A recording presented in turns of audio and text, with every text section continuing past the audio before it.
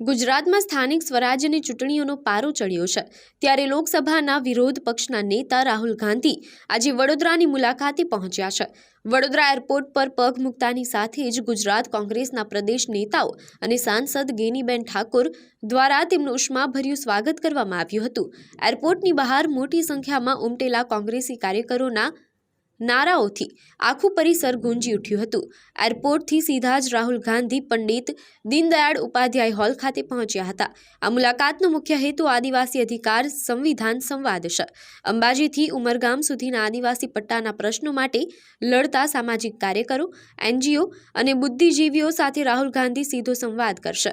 ખાસ કરીને જંગલ અને જમીનના હક માટેના 2006ના કાયદાના અમલીકરણમાં સરકારની નિષ્ફળતા અને આદિવાસીઓના શોષણના મુદ્દે અહીં રણનીતિ ઘડાશે।